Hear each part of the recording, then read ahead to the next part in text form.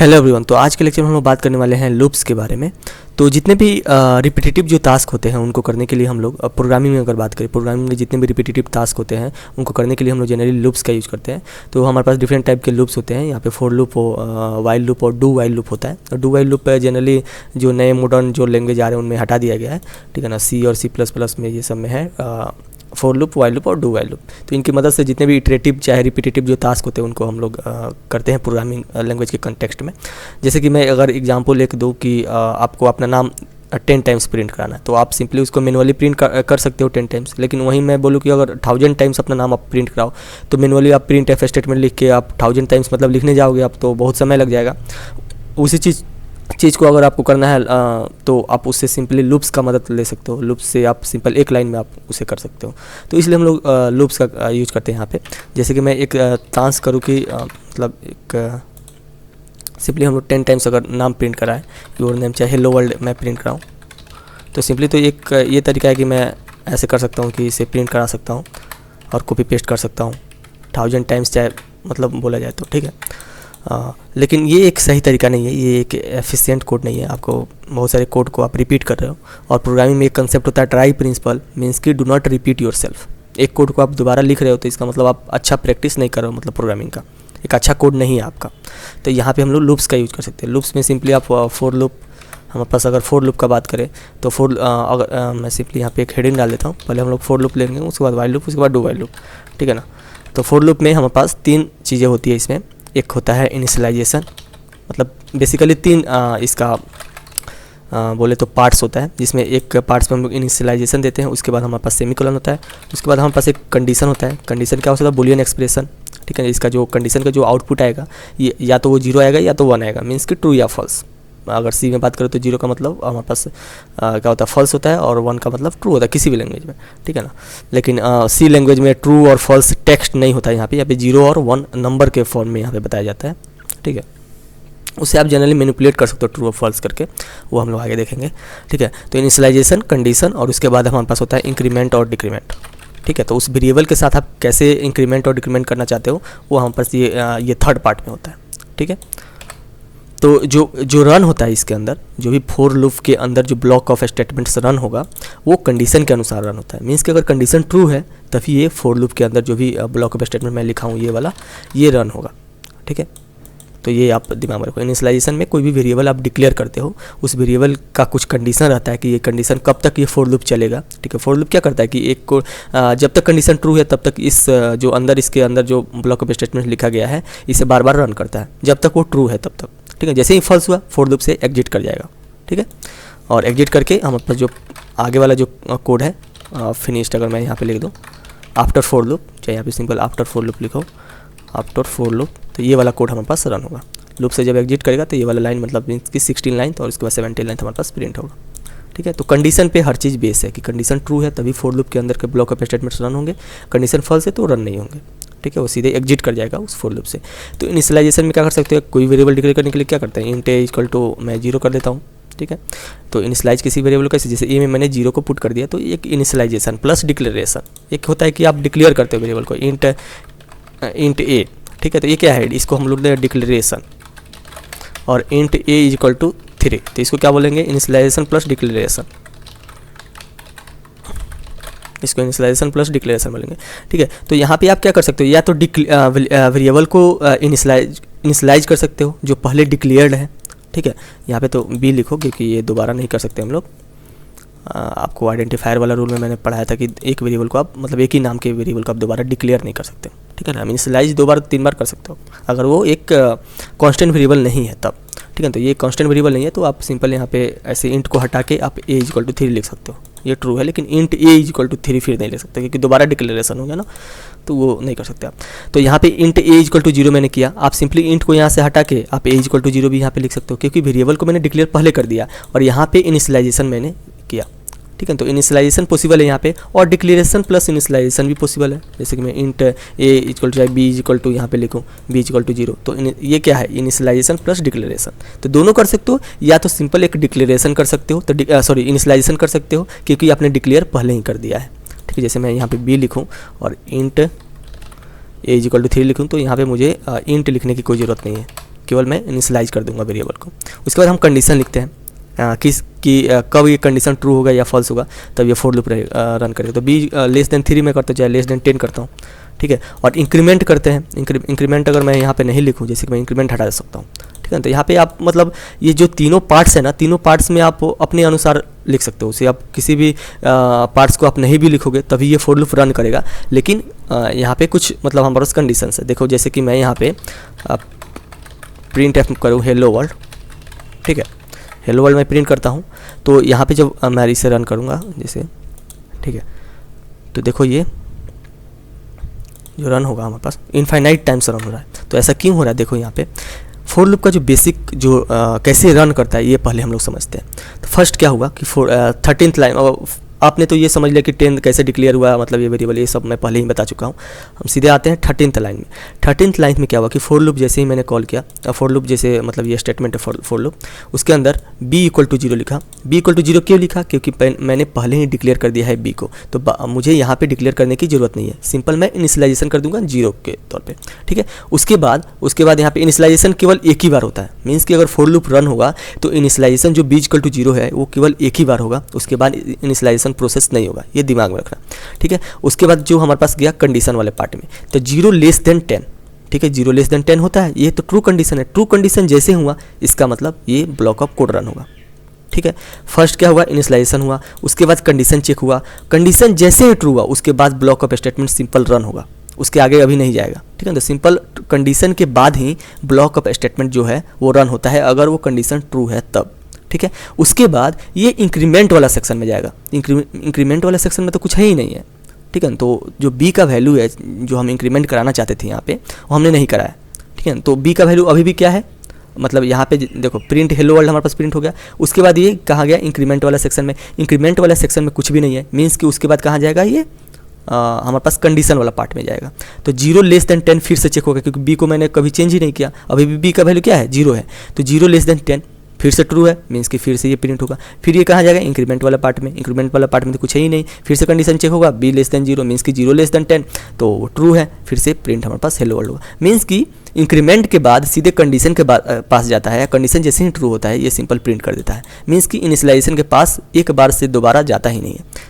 पहले first time जब for loop run होगा तभी इनिशियलाइजेशन होता है, उसके बाद कंडीशन के पास जाता है, कंडीशन जैसे ही ट्रू हुआ ब्लॉक ऑफ स्टेटमेंट रन होता है, उसके बाद इंक्रीमेंट वाले पार्ट में जाता है। इंक्रीमेंट वाले पार्ट में अगर कुछ नहीं है तो सिंपल कंडीशन चेक होगा, कंडीशन ट्रू है तो सिंपल हमारे पास हेलो वर्ल्ड प्रिंट होगा। इसलिए इनफाइनाइट टाइम्स चला। इनफाइनाइट टाइम्स क्यों चला, क्योंकि बी के वैल्यू को हमने चेंज नहीं किया, और चेंज नहीं किया तो 0 लेस देन 10 हमेशा के लिए ट्रू हो गया। ये कंडीशन क्या हो गया, हमेशा के लिए ट्रू हो गया, क्योंकि b का वैल्यू चेंज ही नहीं हो रहा है, तो हमेशा 10 से कम ही रहेगा। तो हमारे पास जो लूप है वो इनफाइनाइट लूप बन गया।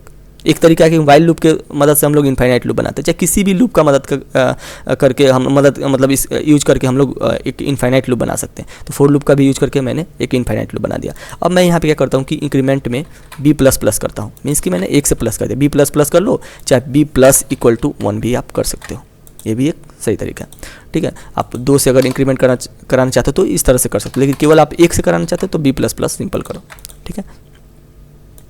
तो यहाँ पे प्रिंट हम करें तो देखो हेलो वर्ल्ड हमारे पास ये कितना बार प्रिंट होगा, 9 टाइम्स प्रिंट होगा, 10 टाइम्स प्रिंट होगा, ठीक है। क्योंकि 0 से 9 जाएगा ये, क्योंकि 10 जैसे ही होगा वो तो 10 लेस देन 10 वो फॉल्स होता है। तो यहाँ पे देखो कैसे रन हुआ, जैसे कि मैं अगर यहाँ पे /n दे देता हूँ तो आपको ज़्यादा समझ में आएगा अच्छे से। तो /n मैं यहाँ पे देता हूँ तो नीचे प्रिंट आपका हो रहा है, ठीक है। और ये वाला जो है वो लूप जब कंडीशन फॉल्स हुआ तो आफ्टर द लूप हमारे से जो लास्ट स्टेटमेंट है वो प्रिंट हो गया, ठीक है। तो यहाँ पे 13th लाइन से अगर देखें तो पहले क्या हुआ, इनिशियलाइजेशन हुआ b = 0, उसके बाद कंडीशन चेक हुआ b लेस देन 10 मीन्स कि 0 लेस देन 10, कंडीशन ट्रू है, कंडीशन ट्रू जैसे ही हुआ हमारे पास हेलो वर्ल्ड प्रिंट हो गया, हेलो वर्ल्ड हमारे पास प्रिंट हो गया। उसके बाद कहाँ जाएगा, इंक्रीमेंट वाले सेक्शन में। इंक्रीमेंट वाले सेक्शन में जाएगा तो b+1 मीन्स कि एक प्लस हो गया, वहाँ पे एक प्लस जैसे ही हुआ 1 लेस देन 10 है, ट्रू है, कंडीशन चेक हुआ तो ये ट्रू है, तो मीन्स कि हेलो वर्ल्ड प्रिंट होगा, तो दोबारा हेलो वर्ल्ड हमारे पास प्रिंट होगा। उसके बाद फिर से इंक्रीमेंट वाले सेक्शन में जाएगा और 1 से 2 हो जाएगा, तो 2 लेस देन 10, ठीक है। तो हमारे पास हेलो वर्ल्ड फिर से प्रिंट हो जाएगा। 3 होगा, ऐसे ही 9 तक जाएगा, 9 फिर कंडीशन चेक हुआ 9 लेस देन 10, तो हमारे पास हेलो वर्ल्ड प्रिंट हो जाएगा। उसके बाद फिर से इंक्रीमेंट वाले में जाएगा और 10 हो जाएगा, 9 क्या हो जाएगा, 10 हो जाएगा, क्योंकि एक अपने प्लस कर दिया। 10 less than 10 condition false means कि फोर लूप से एग्जिट कर जाएगा, एग्जिट होने के बाद जो 16 जो लाइन है उसके बाद वाला जो भी हमने प्रिंट कराया है वो सिंपली आपका कोड रन होगा। तो print after the for loop मैंने प्रिंट कराया तो वो हमारे पास रन हो गया।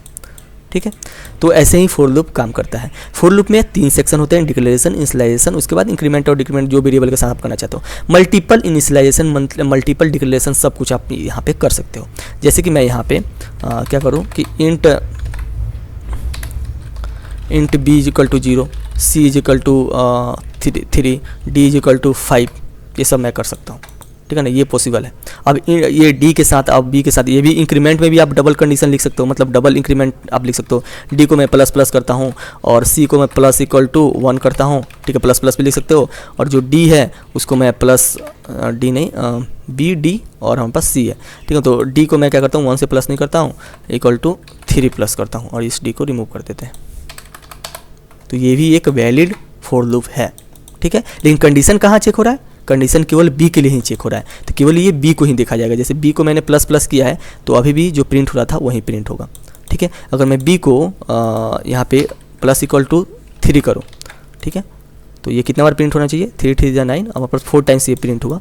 ठीक है, तो पहले क्या हुआ कि 0 हुआ इनिशियलाइज और 3 ये सब इनिशियलाइज हुआ, लेकिन कंडीशन कहाँ चेक हो रहा है? b के लिए ही चेक हो रहा है। तो अभी भी क्या है? 0 लेस देन 10 है, मीन्स कि ये प्रिंट हो जाएगा। उसके बाद इंक्रीमेंट वाला में जाएगा। इंक्रीमेंट में क्या होगा? c को इंक्रीमेंट करेगा, d को इंक्रीमेंट करेगा, फिर b को 3 से इंक्रीमेंट कर देगा, मीन्स कि b का वैल्यू अब क्या हो गया? 3 हो गया। 3 लेस देन 10 हमारे पास प्रिंट हो गया। उसके बाद फिर आया प्रिंट होने के बाद फिर से ये इंक्रीमेंट वाला सेक्शन में गया। इंक्रीमेंट चाहे डिक्रीमेंट भी आप यहाँ पर मान लो मैं c को -1 से करना चाहता हूँ डिक्रीमेंट, ये भी आप कर सकते हो। b को भी माइनस से करना चाहते हो, तो यहाँ पे मल्टीपल कंडीशंस, मल्टीपल इंक्रीमेंट डिक्रीमेंट्स आप लिख सकते हो।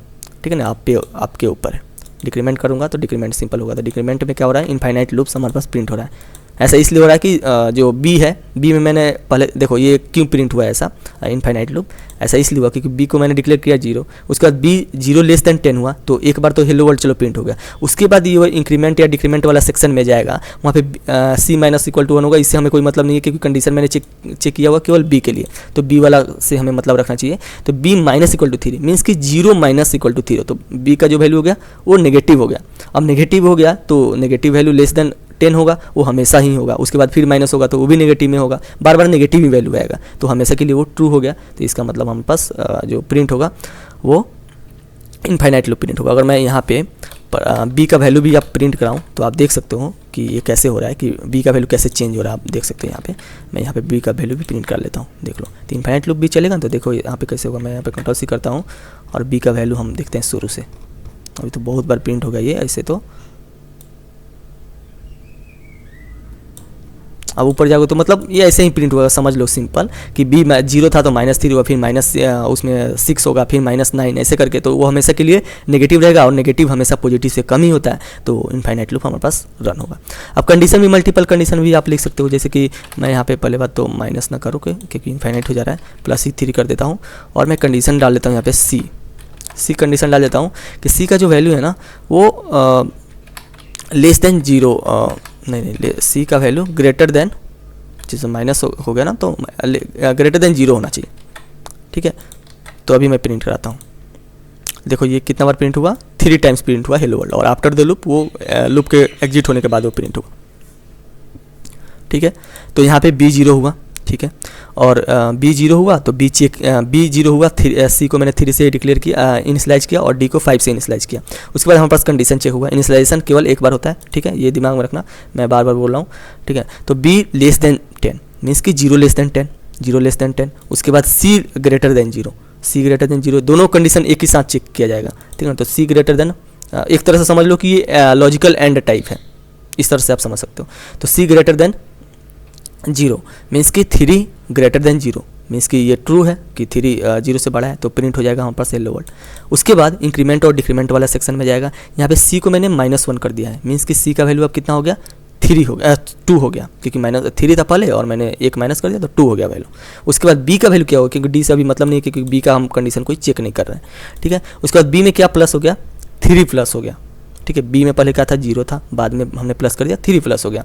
ठीक है, तो अब दोनों कंडीशन यहाँ पे फिर से चेक होगा। b लेस देन 10, ठीक है ना। तो बी कितना था, 3 हो गया, तो 3 less than 10 of course true है। और सी ग्रेटर देन 0 मीन्स कि सी का वैल्यू कितना था, 3 था और -1 कर दिया तो 2 हो गया, तो 2 ग्रेटर देन 0, तो ऑफ कोर्स ये फिर से प्रिंट हो जाएगा, मीन्स कि दूसरा टाइम ये प्रिंट हो गया। उसके बाद फिर ये इंक्रीमेंट डिक्रीमेंट वाला में जाएगा, मीन्स कि जब 2 था सी का वैल्यू तो फिर -1 हो जाएगा, तो 1 हो जाएगा अब सी का वैल्यू, और जो बी का वैल्यू है वो 3 से 6 हो जाएगा, ठीक है, क्योंकि 3 मैंने प्लस कराया।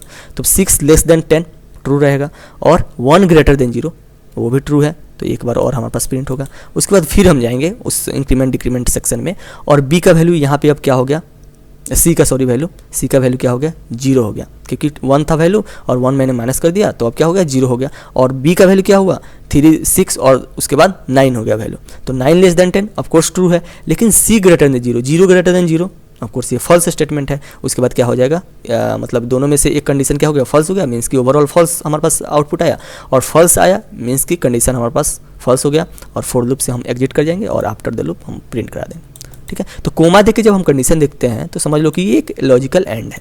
अगर मैं सिंपली इसको ऐसे भी लिखूं तो ये भी एक वही सिंपल जो प्रिंट कराया था वही प्रिंट कराएगा, ठीक है, आप इसे समझ सकते हो। यहाँ पे मैं अगर सी का भी वैल्यू प्रिंट कराऊँ यहाँ पे, तो आप देख लो यहाँ पे तो कैसे वैल्यू चेंज हो रहा है, आप सिंपल यहाँ से प्रिंट करके देख सकते हो। देखो, तो पहले बी का वैल्यू 0 था और सी का वैल्यू 3 था, बाद में बी का वैल्यू 3 हो गया और सी का वैल्यू 2 हो गया, बाद में बी का वैल्यू 6 हो गया और सी का वैल्यू 1 हो गया, ठीक है। और उसके बाद बी का वैल्यू 9 हो गया और सी का वैल्यू 0 हो गया, तो कंडीशन फॉल्स मीन्स कि इसके अंदर आया ही नहीं, ठीक है। तो कंडीशन ट्रू होते ही simple block of statement run होता है। उसके बाद इंक्रीमेंट डिक्रीमेंट वाला सेक्शन में जाता है। उसके बाद जो प्रोसेस है फिर से कंडीशन चेक होता है, फिर से प्रिंट होता है, मीन्स कि ये हमेशा होते रहता है, ठीक है, जब तक कंडीशन फॉल्स ना हो। तो ये फोर लूप की कहानी है, मीन्स कि आप फोर लूप में इनिशियलाइजेशन मतलब बहुत सारे इनिशियलाइजेशन कर सकते हो, बहुत सारे यहाँ पे कंडीशन लिख सकते हो। सिंपल मैंने डी के साथ कोई भी कंडीशन चेक नहीं किया, लेकिन मैं डी को यहाँ पे प्रिंट करना चाहूँ तो डी को मैं प्रिंट करा सकता हूँ, वैल्यू ऑफ डी, ठीक है, ठीक है। तो डी के साथ मैंने कोई कंडीशन नहीं चेक करा है, लेकिन जब तक कंडीशन ट्रू है तब तक डी का वैल्यू हम प्रिंट करा सकते हैं, वैल्यू ऑफ डी 5, उसके बाद 8, उसके बाद 11, ठीक है। तो डी का वैल्यू क्या 3 से प्लस हो रहा था, डी का वैल्यू कितना है 5 है, तो पहले तो 5 प्रिंट हो जाएगा, उसके बाद 3 ऐड हो जाएगा तो 8 हो जाएगा, उसके बाद 3 फिर से ऐड हो जाएगा तो 11 हो जाएगा हमारे पास, ठीक है। तो कंडीशन जब तक ट्रू है तब तक आप डी को प्रिंट करा सकते हो, जबकि डी के साथ आप कोई भी कंडीशन चेक नहीं कर रहे हो लेकिन उसे प्रिंट करा सकते हो। तो आप multiple condition, multiple increment decrement और मल्टीपल इनिशियलाइजेशन और डिक्लेरेशन कर सकते हो, ठीक है ना, फोर लूप के अनुसार। तो ये हमारे पास पूरा फोर लूप आपका हो गया, ठीक है ना।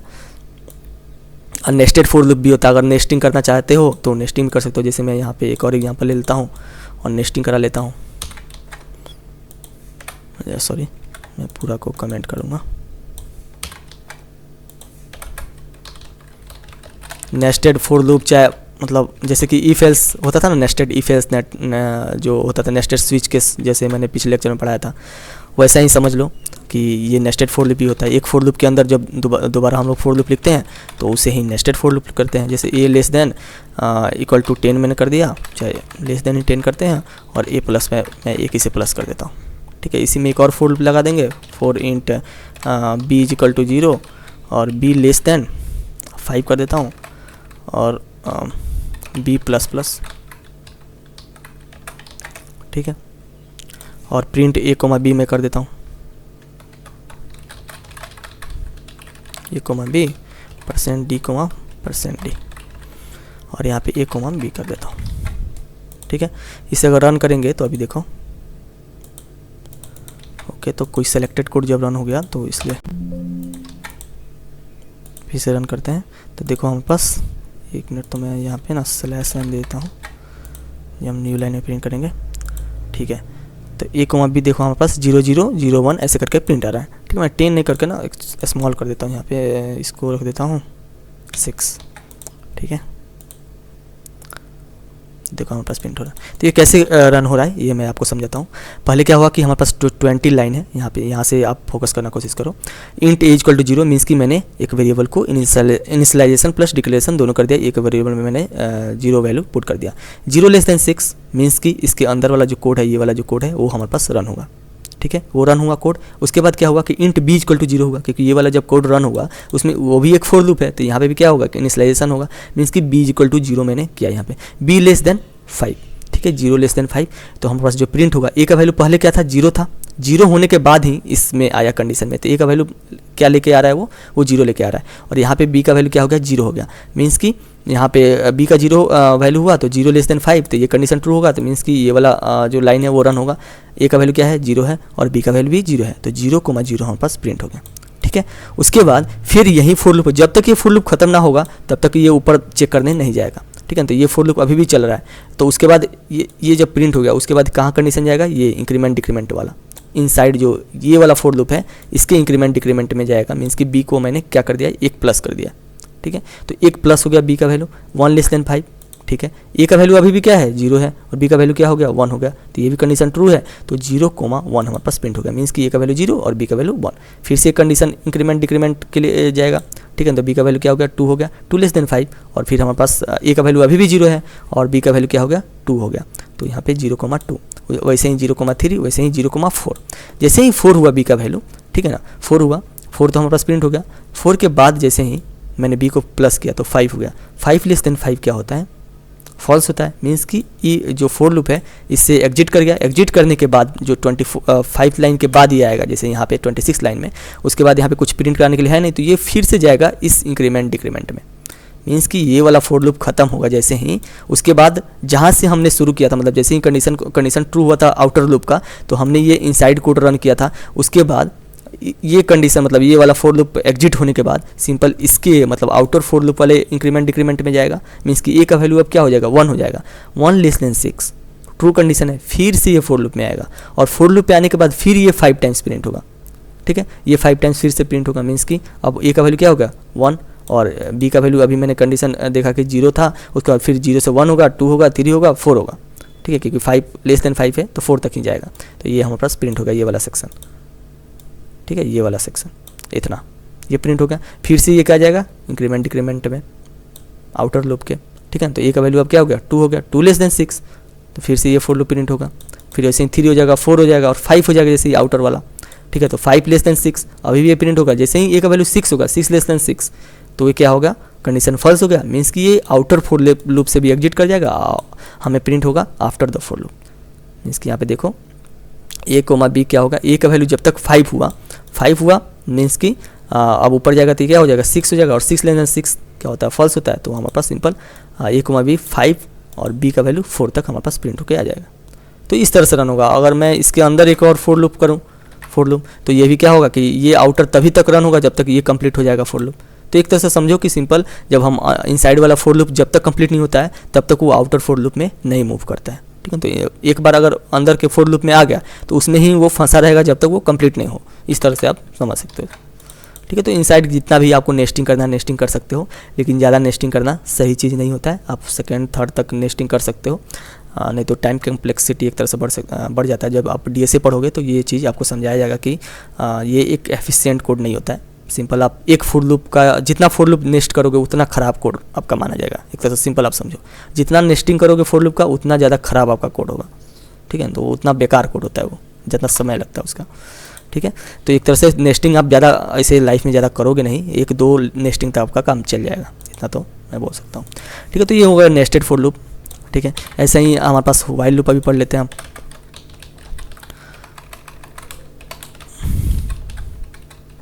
वाइल लूप, तो वाइल लूप सिंपल यहाँ पे भी एक क्या होता है कि ये जो ब्रैकेट है इसके अंदर एक कंडीशन रहता है। कंडीशन का मतलब बुलियन एक्सप्रेशन। बुलियन एक्सप्रेशन का मतलब जिसका आउटपुट 0 या तो 1 है, या तो ट्रू या तो फॉल्स। ट्रू का मतलब 1 और 0 का मतलब फॉल्स। ठीक है, तो ये हो गया। तो यहाँ पे भी एक हम ब्रैकेट के अंदर जो लिखेंगे स्मॉल ब्रैकेट के अंदर वो एक कंडीशन लिखेंगे बुलियन एक्सप्रेशन। जैसे 1 मैं लिखता हूँ तो 1 का मतलब क्या होता है, ट्रू होता है। मीन्स कि ये एक इनफाइनाइट लूप बन गया। ठीक है, तो कंडीशन जब ट्रू होगा तो वाइल लूप के अंदर वाला जो कोड है वो हम पास रन होगा। तो प्रिंट एफ मैं करूँ हेलो वर्ल्ड, तो सिंपल हमारे पास हेलो वर्ल्ड क्या प्रिंट होगा, इनफाइनाइट टाइम्स प्रिंट होगा। अभी मैं प्रिंट कराऊँ इसे तो इनफाइनाइट टाइम्स हमारे पास प्रिंट होगा, क्योंकि कंडीशन हमेशा के लिए ट्रू है। ये कंडीशन क्या है, 1 हमेशा के लिए ट्रू है। तो इसको मैं अगर कंडीशन को रुकना चाहता हूँ, इंट इज इक्वल टू 0 मैं डिक्लेयर कर देता हूँ यहाँ पे, और मैं यहाँ पे चेक करूँगा कि ये लेस दैन 10 है, तब तक ये रन करो। अभी प्रिंट कराता हूँ, अभी भी हमारे पास, एक मिनट, ये लेस दैन 10 मैंने किया, ये को मैंने पहले डिक्लेयर किया हुआ ना इसलिए, तो ये को यहाँ पे डिक्लेयर नहीं करते हैं क्योंकि पहले ही किया हुआ हूँ। रन करते हैं, तो अभी भी इनफाइनाइट लूप चल रहा है। ऐसा क्यों हो रहा है? क्योंकि कंडीशन जो देखो ए लेस देन 10, ठीक है, ए का वैल्यू क्या है 3 है, 3 लेस देन 10 ट्रू है। ट्रू होने के बाद क्या होगा कि अंदर वाला ब्लॉक ऑफ स्टेटमेंट आपका रन होगा, प्रिंट हेलो वर्ल्ड। उसके बाद कुछ हो नहीं रहा है, फिर से ए का वैल्यू कितना है 3 है, 3 लेस देन 10, मतलब हमेशा जो चेक हो रहा है कंडीशन तब 3 ए का वैल्यू रह रहा है, मीन्स कि हमेशा ट्रू कंडीशन है, तो प्रिंट हेलो वर्ल्ड होगा ही। आप चाहते हो कि ये जो ए का वैल्यू आप इंक्रीमेंट अंदर आप कराना चाहते हो, तो आप सिंपल ए का वैल्यू यहाँ पे प्लस कराओ, तो यहाँ पे प्लस कराओगे तो आप सिंपल अब ए का वैल्यू चेंज होगा, मीन्स कि कंडीशन कुछ हमारे पास कभी तो कभी कंडीशन यहाँ पे फॉल्स होगा। अभी देखो, तो अभी मैं स्लैश एन अगर लगा दूँ, देखो हमारे पास जो प्रिंट हुआ हेलो वर्ल्ड ऐसे प्रिंट हुआ। ऐसा इसलिए हुआ क्योंकि ए का वैल्यू पहले था 3, ठीक है ना, 3 लेस देन 10, उसके बाद कंडीशन ट्रू है, मीन्स कि कंडीशन ट्रू होने के बाद हेलो वर्ल्ड हमारे पास प्रिंट हुआ। हेलो वर्ल्ड के बाद प्रिंट हेलो वर्ल्ड के बाद मैंने ए को एक प्लस कर दिया, मीन्स कि ए का वैल्यू अब 3 से क्या हो गया 4 हो गया, तो 4 अब 4 लेस देन 10 चेक किया जाएगा, 4 लेस देन 10, फिर से प्रिंट हेलो वर्ल्ड होगा, फिर ए का वैल्यू मैं प्लस कर दूंगा 4 से 5, ऐसे ही 5 से 6, 7, 8 और 9, ठीक है, 9 लेस देन 10, उसके बाद ये प्रिंट होगा। 9 को फिर मैंने क्या किया 1 से प्लस कर दिया तो 10 हो गया। अब 10 लेस देन 10 ये तो फॉल्स होता है, मतलब कंडीशन, तो कंडीशन जैसे ही फॉल्स हुआ अंदर का ब्लॉक मतलब जो ब्लॉक ऑफ कोड है वाइल लूप के अंदर वो हमारे पास रन नहीं होगा, उसके बाद एग्जिट कर जाएगा और हमारे पास आफ्टर द लूप ये नीचे वाला सबसे आफ्टर द लूप हमारे पास प्रिंट हो गया, ठीक है ना। तो कंडीशन जब तक ट्रू है तब तक अंदर के जो ब्लॉक ऑफ स्टेटमेंट है वो रन होता है, कंडीशन जैसे ही फॉल्स हुआ वो हमारे पास रन नहीं होता है, ठीक है ना। वाइल लूप आप सिंपल इसको भी नेस्टिंग आप वाइल लूप कर सकते हो, वाइल मैं क्या करता हूँ वाइल बी लेस देन 0, ठीक है। अब इंट बाहर डिक्लेयर कर लो चाहे अंदर ही डिक्लेयर कर लो, अंदर डिक्लेयर करो तो एक और कॉम्प्लेक्स मतलब लूप बन जाएगा, कर सकते हो आप नीड के अनुसार। इंट बी इक्वल टू 0 मैंने किया, बी मैंने डिक्लेयर नहीं किया है, देख लेते हैं, ठीक है। डिक्लेयर एक बार किया हुआ तो बी डायरेक्ट इनिशियलाइज ही करता हूँ मैं, क्योंकि डिक्लेरेशन मैंने पहले ही किया हुआ है, देखो यहाँ पे। तो बी इक्वल टू 0 कर दिया, बी लेस देन 10 में कर देता हूँ, इसको भी चाहे 5 कर लेता हूँ, 6 कर लेते हैं सिंपल, और बी को प्लस करेंगे और value of print value of b %d,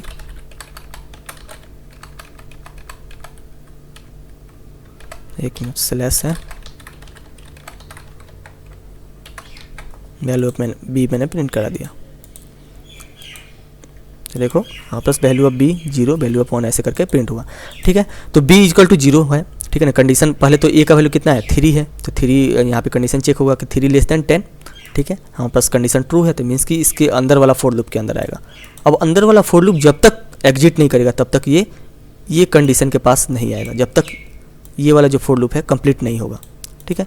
तो अब क्या होगा कि बी लेस देन 6, तो बी का वैल्यू क्या था 0 था, 0 लेस देन 6 ऑफकोर्स ट्रू है, तो वैल्यू ऑफ बी क्या होगा 0 हमारे पास प्रिंट हो गया, ठीक है। इसका बी को मैंने प्लस कर दिया 1, तो 1 अब चेक हुआ 1 लेस देन 6, ठीक है। तो वैल्यू ऑफ बी फिर क्या हो गया 1 प्रिंट हो गया, 2 हो गया, फिर 3 4 5 तक प्रिंट हुआ, ठीक है। और 5 से जैसे ही 6 हुआ 6 लेस देन 6 फॉल्स होता है, मीन्स कि अब बाहर वाला चीज़ आएगा, तो बाहर वाले में अब मैंने प्रिंट क्या कर दिया हेलो वर्ल्ड प्रिंट हुआ। हेलो वर्ल्ड के बाद ए को मैंने 1 से प्लस कर दिया अब, ठीक है। तो ए को 1 से प्लस कर दिया, उसके बाद ये जब फिनिश होगा 40th लाइन तक, मतलब ये 40 नंबर जो लाइन है यहाँ तक जब कंप्लीट हो जाएगा उसके बाद क्या आ जाएगा ये आउटर लूप के कंडीशन को, आउटर जो वाइल लूप है उसके कंडीशन को चेक किया जाएगा, मीन्स कि ए का वैल्यू अब क्या हो गया 4 हो गया, क्योंकि पहले क्या था 3 वैल्यू था यहाँ पे, समझ सकते हो, ठीक है। तो 3 + 1 4 था यहाँ पे, 40th लाइन में 4 हो गया वैल्यू, तो 4 लेस देन 10 ट्रू है, फिर से इस वाइल लूप में आएगा और वाइल लूप को फिर से कंप्लीट करेगा, और जब तक वाइल लूप ये कंप्लीट नहीं होता तब तक फिर ये जो ए का वैल्यू है फिर से प्लस नहीं होगा, ठीक है। तो इस तरह से ये नेस्टेड जो लूप्स है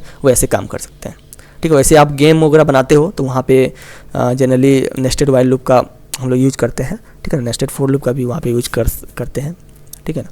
वैसे ज़्यादा नेस्टिंग सही नहीं होता है, ठीक है, लेकिन वहाँ पे आपको यूज करना पड़ेगा। तो ये नेस्टेड वाइल लूप है, ऐसे ही होता है। डू वाइल लूप होता है, सिमिलर है, ठीक है ना। डू वाइल लूप बहुत सारे मॉडर्न प्रोग्रामिंग लैंग्वेज हटा दिए क्योंकि कोई फ़ायदा है नहीं उसका, क्योंकि सिमिलर ही है। लेकिन वाइल लूप और डू वाइल लूप में ना एक डिफरेंस है, वो मैं आपको बताता हूँ, ठीक है ना। डू वाइल लूप,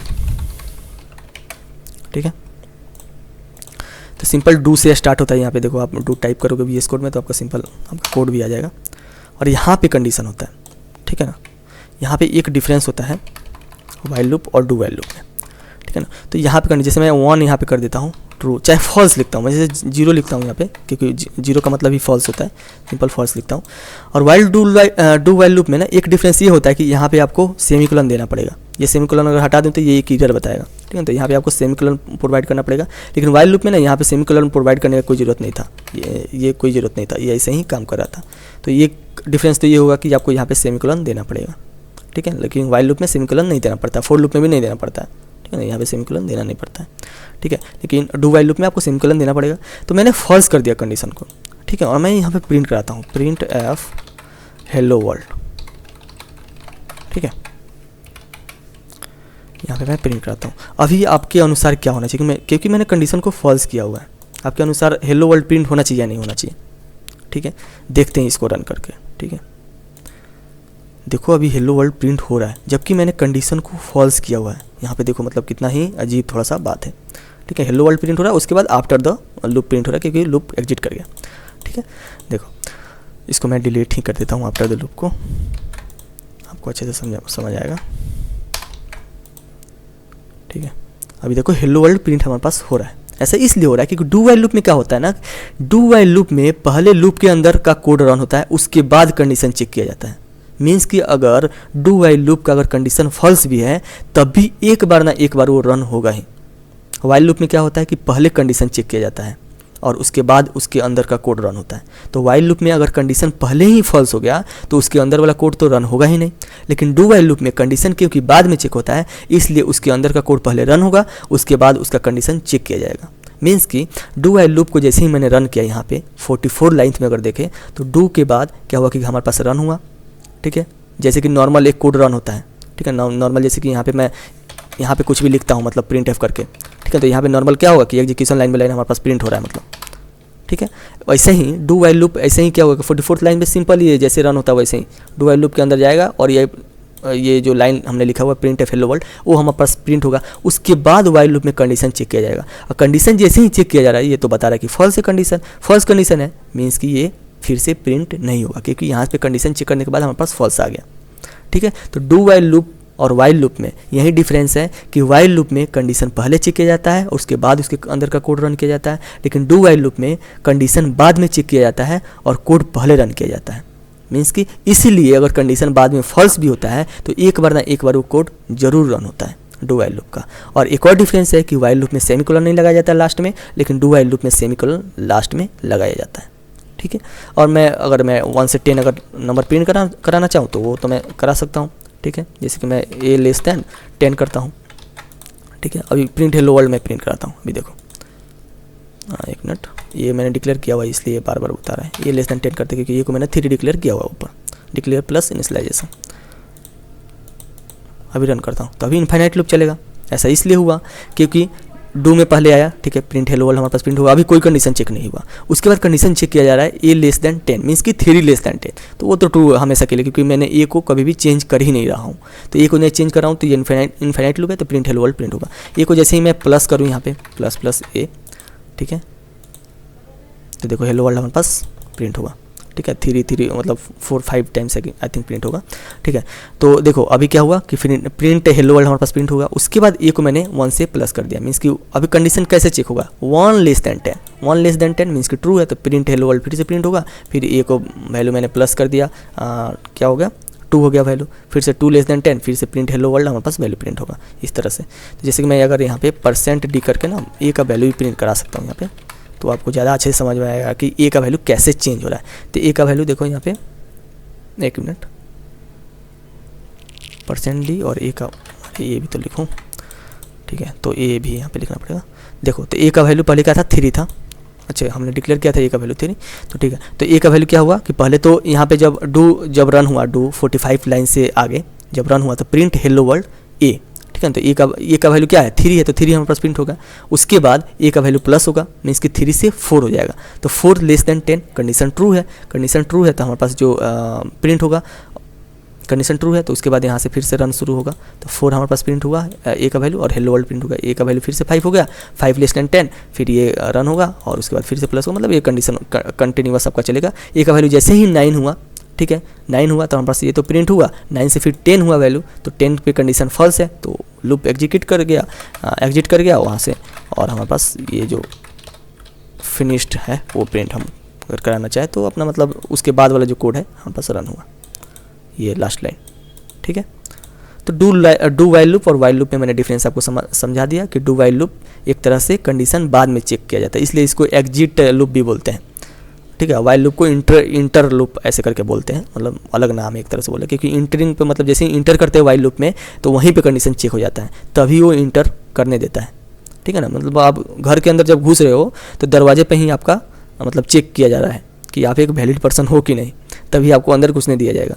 लेकिन डू वाइल लूप बोलता है कि भाई पहले अंदर आ जा, उसके बाद चेक करेंगे तुम्हारा। तो जब अंदर चले गए तो उसके मतलब कुछ तो आप कर ही पाओगे उस घर में, उसके बाद आपका चेक करके आपको बाहर निकाल दिया जाएगा। तो इस तरह से आप सिंपल समझ सकते हो, ठीक है। और एक डिफरेंस होता है कि सेमीकोलन मतलब वाइल लूप में नहीं दिया जाता है और डू वाइल लूप में सेमीकोलन हमारे पास दिया जाता है। तो ऐसे ही सिंपल है, ठीक है ना। डू वाइल लूप सिंपल एक क्वेश्चन कर लेते हैं, एक मल्टीप्लिकेशन टेबल आप सिंपल लूप्स का यूज करके कर सकते हो। मैं आपको इसको मतलब आप खुद से कर सकते हो ये, तो मैं लेकिन कर देता हूँ। प्रिंट i इक्वल टू 0, ठीक है ना। हम प्रिंट कराएंगे 1 इंटू 2 इंटू ऐसे करके प्रिंट कराएंगे, ठीक है ना।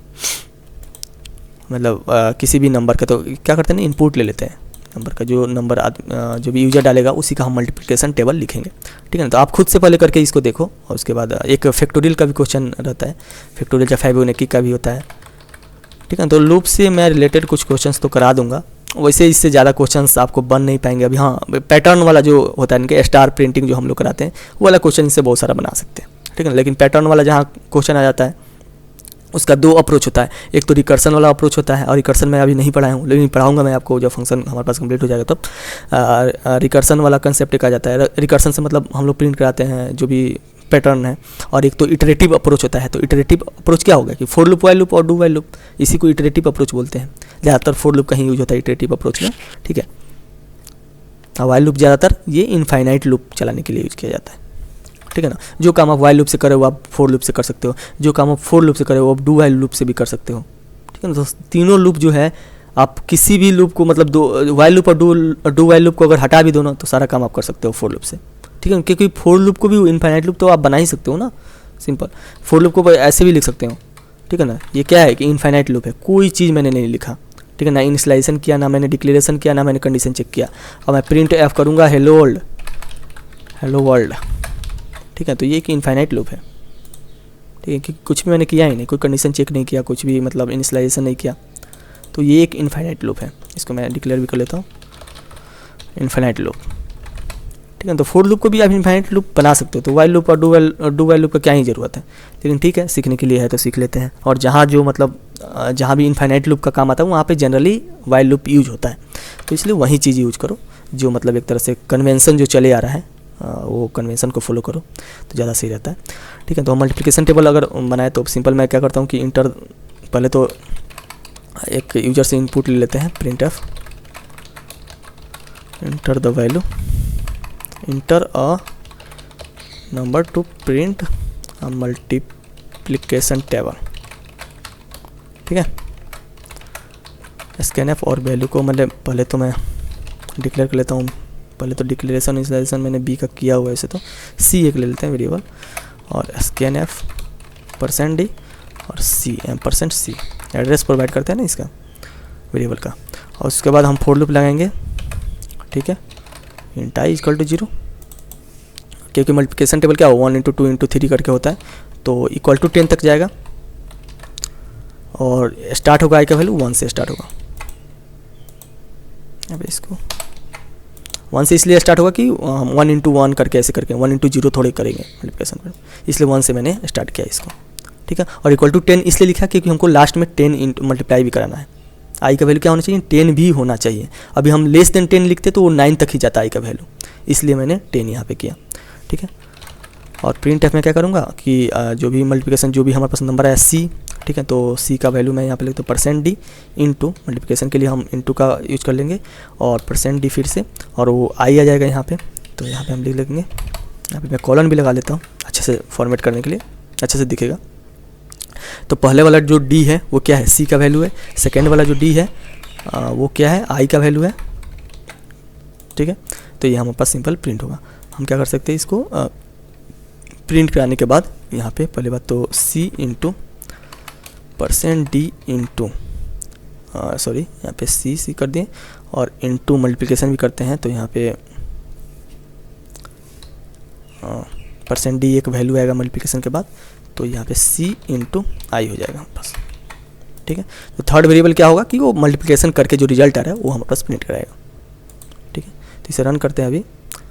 इंटर द मल्टीप्लिकेशन, तो 2 मैं डालता हूँ, तो ये एक ही लाइन में आ गया, इसलिए मैं न्यू लाइन में इसको करना चाहता था। न्यू लाइन में आप सिंपल कर दो तो ये न्यू लाइन में आपका प्रिंट होकर आ जाएगा। Enter the value of multiplication, मैं 5 डालता हूँ यहाँ पे, सॉरी वहाँ पे प्रेस कर दिया 5 यहाँ पे।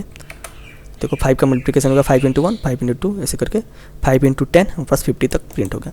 ऐसे ही आप किसी भी नंबर का मल्टीप्लिकेशन टेबल आप यहाँ पे लिख सकते हो। जैसे मैं 10 लिखूँ तो 10 का मल्टीप्लिकेशन टेबल हमारे पास आ गया। ठीक है, तो ऐसे आप सिंपल कर सकते हो। वैसे ही आप सिंपल फैक्टोरियल अगर आपको निकालना है तो फैक्टोरियल के लिए क्या होता है, फैक्टोरियल किसी भी नंबर का अगर 5 का दें तो 5 का क्या होगा कि 1 इंटू 4 इंटू, चाहे ऐसे कर लो 5 इंटू 4 इंटू 3 इंटू 2 इंटू 1। ठीक है, तो आप सिंपल इसे फोर लूप से कर लेते हो। 4 इंट इज इक्वल टू जो आपका नंबर आएगा, जैसे मैंने स्कैनएफ करके एक और मैं क्या करता हूँ print F enter the number two find the factorial. ठीक है, फैक्टोरियल। ठीक है, स्कैनएफ में करता हूँ %d और जो हमारे पास नंबर होगा वो इंट डी करके कर लेते हैं। ठीक है, ठीक है, यहाँ पे डी हमने इनपुट ले लिया और उसी का हम लोग फैक्टोरियल प्रोवाइड करते हो। फोर लूप से आप सिंपल कर सकते हो, इसको रिकर्सन से भी सिंपली कर सकते हो, आपके ऊपर है। तो इंट मैं करता हूँ और आई का वैल्यू ना पहले डी ही कर देता हूँ, क्योंकि हमें क्या करना है कि इटरेट कैसे करना है। जैसे 5 दिया जाए तो 5 इंटू 4 इंटू 2 इंटू 3 करके ऐसे करके आप 1 से भी सिंपल इसको स्टार्ट कर सकते हो, आपके अनुसार है। और यहाँ पे मैं क्या कहाँ तक जाऊँगा, जो नंबर हमारे पास दिया रहेगा वो भी मल्टीप्लाई होता है ना, तो इक्वल टू डी तक मैं करूँगा और आई को एक एक प्लस करते जाऊँगा। और यहाँ पे रिजल्ट को डिक्लेयर कर लूँगा इंट रिजल्ट इक्वल टू 1। ठीक है, 1 रिजल्ट इंटू मतलब बार बार इंटू होगा। मैं इसको आपको समझा भी दूँगा, जैसे कि result into equal to 1, sorry I. ठीक है, और प्रिंट में रिजल्ट कर लूँगा यहाँ से value of result %d result. आप सिंपल फैक्टोरियल ऑफ ऐसे करके भी लिख सकते हो तो ज़्यादा सही रहेगा। Factorial of %d। ठीक है, %d मीन्स कि जो नंबर रहेगा इज %d। ठीक है, तो फर्स्ट जो हो जाएगा वो डी होगा और सेकंड क्या होगा रिजल्ट आपका होगा। ठीक है, इसको मैं न्यू लाइन तो ये आ ही जाएगा, उसे फिनिश्ड बाद में आएगा तो फिनिश को हटा ही देते हैं यहाँ पे, चाहे न्यू लाइन लिख के फिनिश लिख भी देते हैं।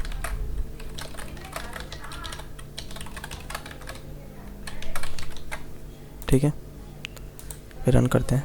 Enter the value multiplication table, तो ये तो ऊपर वाला कोड है।